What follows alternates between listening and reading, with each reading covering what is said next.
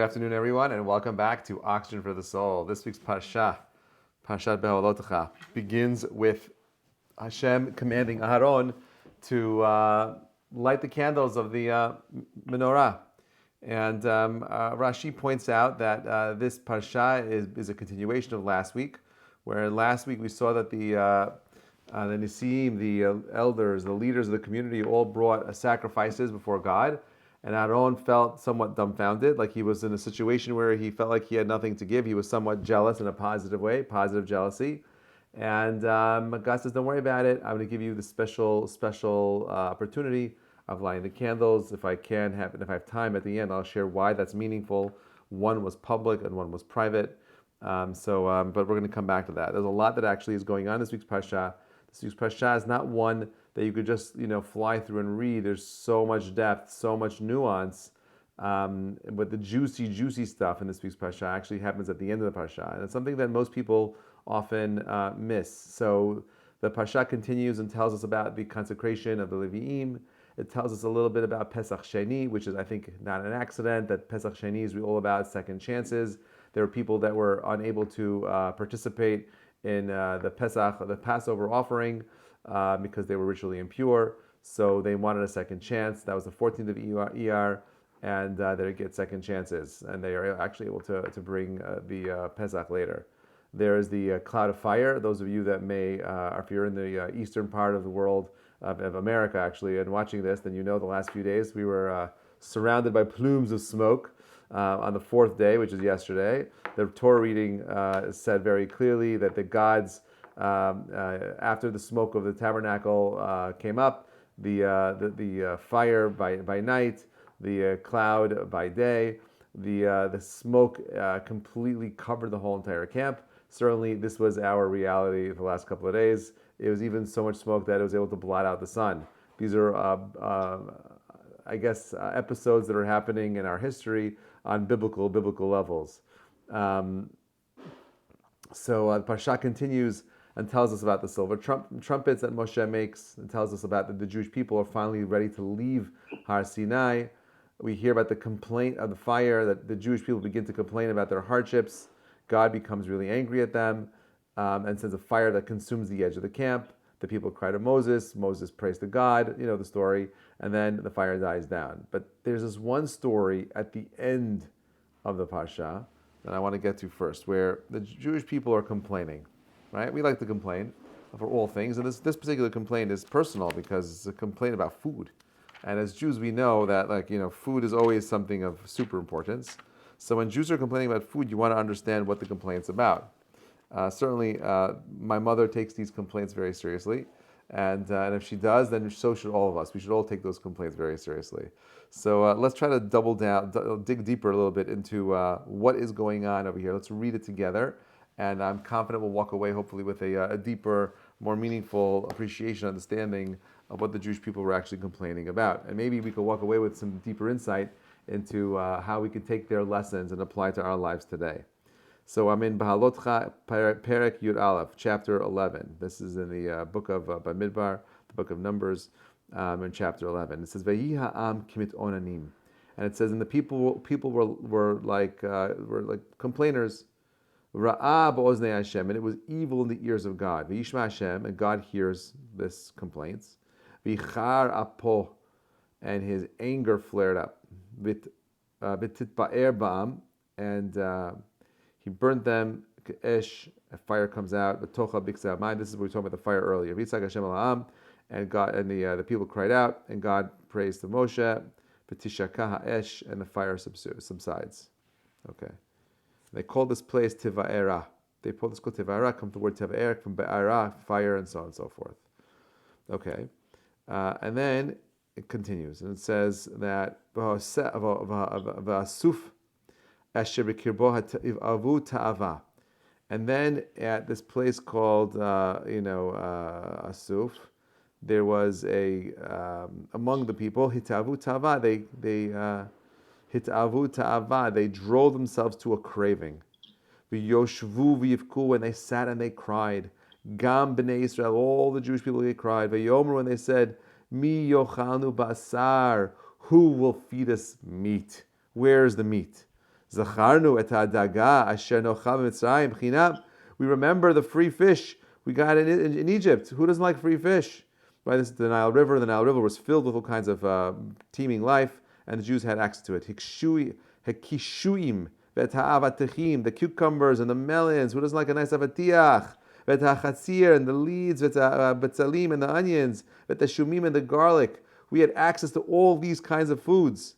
But now, nafshenu yevesha, our life is parched, it's dry. En kol bilti el haman enenu. There's nothing at all, only the man that we can look at. V'haman kizra gadhu. And now the man was like the seed of a coriander.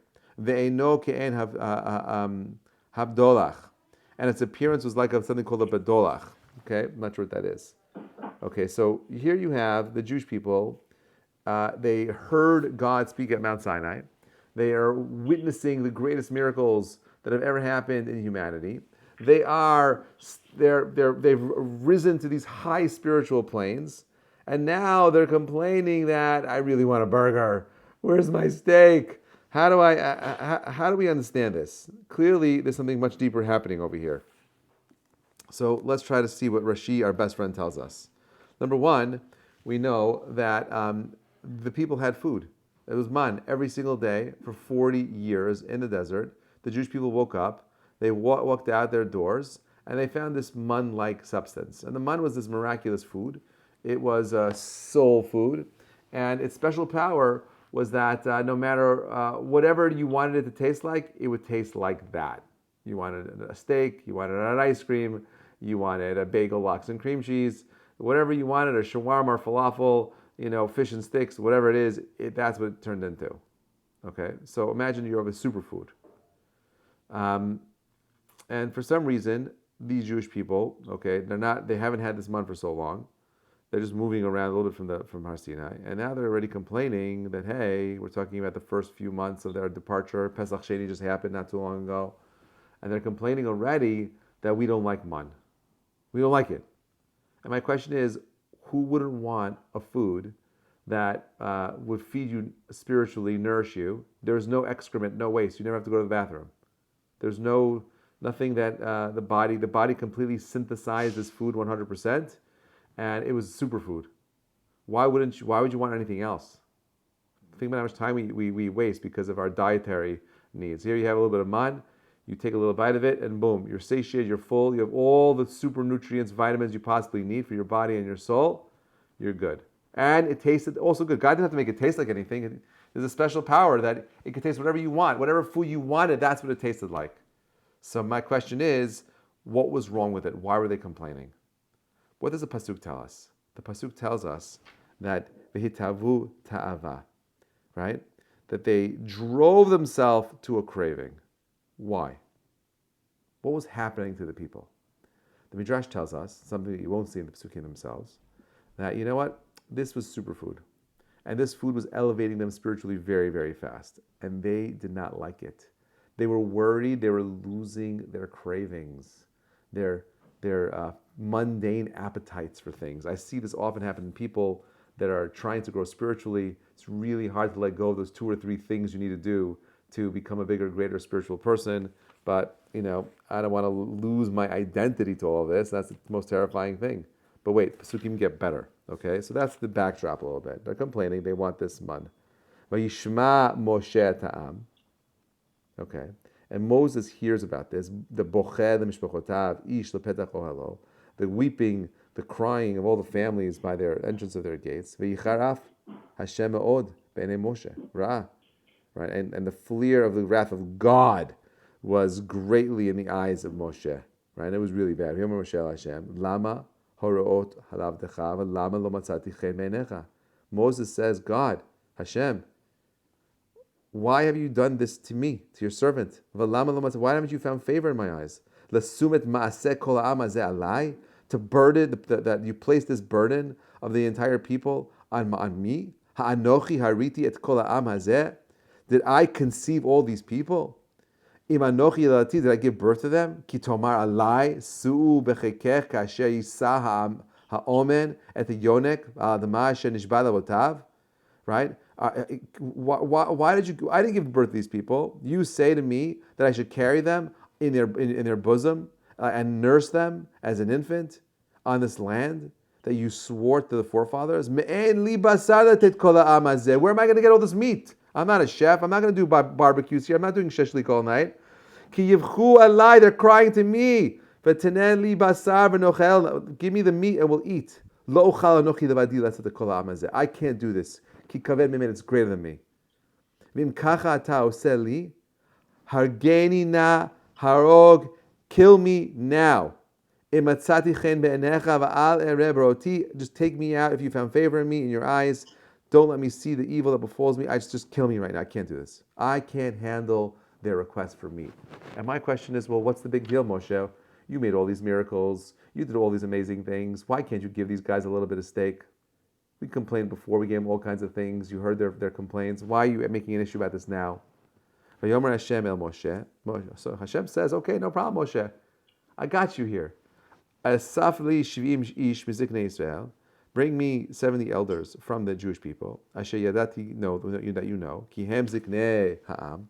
Vishotrav, the leaders and the officers of the people. V'lakachta otam el oel moed. Bring them to the oel moed, to the tent of meeting. V'tzizu sham imach. And they should stand there with you. V'yarati v'debarti imach. And I'm going to come down and I'm going to speak to you. Sham v'hitzalti min ha'ruach asher alecha v'samti alehem v'nasu itcha b'maseh ha'am v'lo tisat levadecha. Don't worry about it. I'm going to come down. We're going to place my spirit upon you, and you're not going to have to deal with this burden much longer with the people. You're not alone. Tell the people they should purify themselves, and tomorrow we're going to eat meat. Because you cried into the ears of the Lord. Who will feed us the meat because it was so good for us in Egypt? This is not even midrash. This is straight up Pesukim. This stuff is so crazy. It's so wild. They didn't put this in the movie. God will give you meat and you'll eat. Lo yom echad, not one day passes. Tochelun, lo yomayim, you'll eat not for 2 days. V'lo chamisha yamim, v'lo asara yamim, v'lo asrim yom. Ad chodesh yamim, ad asher yitzed mitpa'apchem. You're going to eat meat until it comes out of your nose. Vayalachem l'zra. It's been nauseating for you. Ya'an ki ma'asatem et Hashem asher b'kerbem tivchu lefanav le'mor lama ziyatzarim mitzrayim. Right? You're going to eat the stuff until you're nauseated by it because you rejected God. God's punishing them over here. Because you wept before Him, saying, why did God take us out of Egypt? Vayomer Moshe, shesh miot elef raglei ha'am asher anochi b'kirbo. There are 600,000 men in our camp. And now you're going to eat meat for the whole entire month. Where are they going to get all this food from? Now Moshe's worried about, how are we going to feed them all this meat? God says to Moshe, is my hand, the hand of God limited? God comes out, he says, okay. God says, takes out the 70 people, does the whole entire thing, and I just want to get to the point because it's really late. And eventually, these massive birds, Visharu, Shnei Anashim, Machne, 1 second. They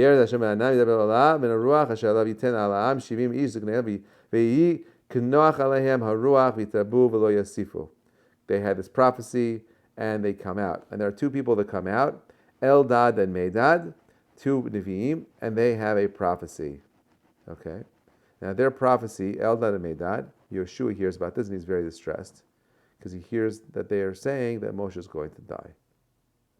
Okay? And what ends up happening, God brings these massive birds. You know that Israel actually, there's something like 1 billion birds every single year that migrate from Europe into Africa, and the flight pattern is right over Israel. So there are billions of birds, millions, I think like 500 million birds are tagged that fly through Israel every single year. So the Jewish people complain, they want meat, they're not getting the meat. Moses says, why me? And then Eldad Medad prophesies that he's going to die. And Yeshua's not happy about it. What's going on here? What does Moshe represent in Judaism? Moshe represents our ability to rise above human nature. Moshe represents our desire to be spiritual. And that's what he offers us. He offers us the opportunity of escaping our physical abode He gives us the ability of breaking free from the material world around us. So what does he represent? Highest level of man. Moshe represents the Mann, manna from heaven. We know bracha they make. We say hamotzi lecha min haaretz. They say hamotzi lecha min hashamayim. They say that bracha every single day when they eat the man. Can you imagine that? Bread that comes from heaven. They make the bracha every single day, and they don't want it. Hitavu ta'ava. They wanted to feel a physical pull for pleasure. They were too afraid of becoming spiritual. They were too afraid of letting go of their identities. And it's such a mistake. This is one of the biggest mistakes over here. Moshe represents the ideal state of spirituality that we can all achieve. And what do the Jewish people say? No, we don't want this. We want to go back to the old ways. We'd rather be slaves in Egypt. Being spiritual, developing ourselves was too hard. It's too difficult. I don't want to work hard. I don't want to strive. I don't want to grow. And Moshe says, how can I feed these people meat? You know what I represent? There were 3 miracles that happened in Midbar. The Anania Kavod, the clouds of glory, the bear Miriam, the well of Miriam, and the Mann. And each one represents 3 of the Nevi'im. Aaron, the clouds, Miriam, the water, and what did the Mann come from? From who? Moshe. And when the Jewish people are saying, we don't want to eat the meat, what they're really saying is they don't want Moshe, which is why Eldad and Medad are praying that God, Moshe's out of the picture already. He can't bring the people up. He can't elevate them. He can't bring the people up to the level of Moshe. So God has to bring the 70 elders down there to help create this place, of spiritual place where they could eat meat. But he's not happy about this. You want meat? I'll give you meat. You'll be nauseous from it. The nature, my friends, of all pleasure is that it's short-lived. If I leave this pen over here in the palm of my hand long enough, eventually I won't feel it. Because when you satiate yourself with pleasure, eventually you become numb to it.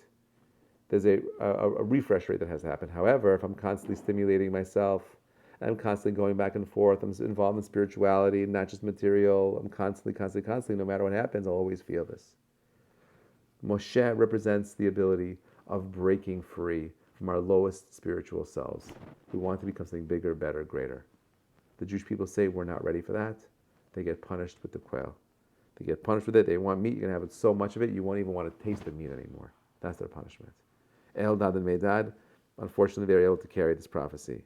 And this is, by the way, what ends up happening in the same parsha of second chances. V'tadaber Miriam v'Aaron b'Moshe al odot isha, right?